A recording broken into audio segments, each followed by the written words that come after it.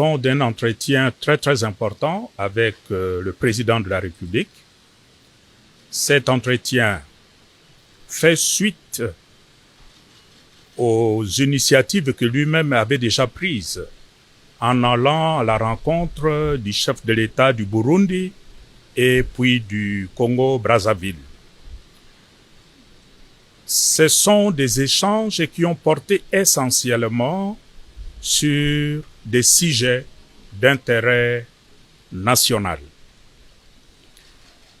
À l'issue de ces échanges, nous avons eu à nous rendre compte que notre pays, la République démocratique du Congo, a besoin de communion entre le fils et les filles du Congo.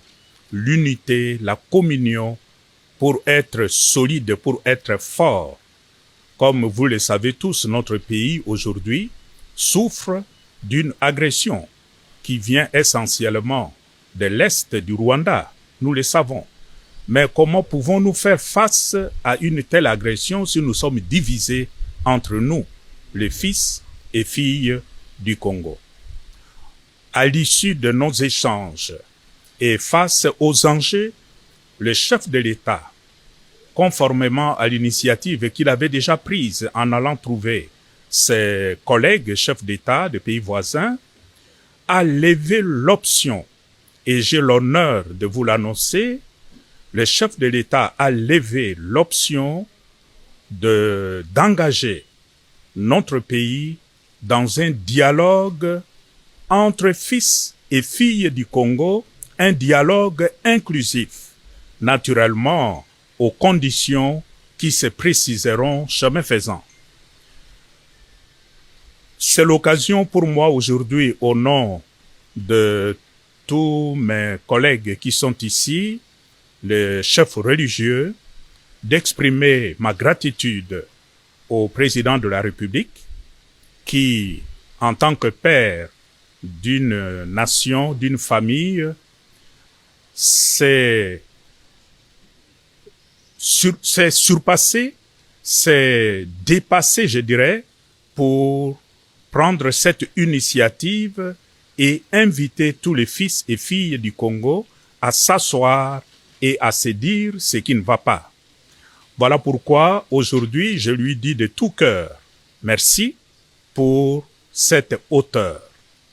Merci aussi pour les autres chefs d'État qui nous ont aidés, notamment le président du Burundi et le président du Congo-Brazzaville. Nous pensons que après que le président a levé cette option, dès lors que cette option est levée d'aller à un dialogue inclusif entre fils et filles du Congo, c'est à nous tous, ceux qui sont au pouvoir, tout comme ceux qui sont dans l'opposition, de s'inscrire dans cette dynamique pour que cette initiative puisse aller de l'avant, porter de fruits, pour que tous les fils et filles du Congo puissent vivre enfin en paix, dès lors que les motifs d'agression à notre pays seront aussi enlevés. Voilà, de façon synthétique, les contenus de notre rencontre d'aujourd'hui avec le chef de l'État. Et nous, en tant que chef de confession religieuse, nous avons accepté cette mission que le chef de l'État nous confie et nous nous engageons à porter de l'avant comme un apostolat pour le grand bien de notre pays.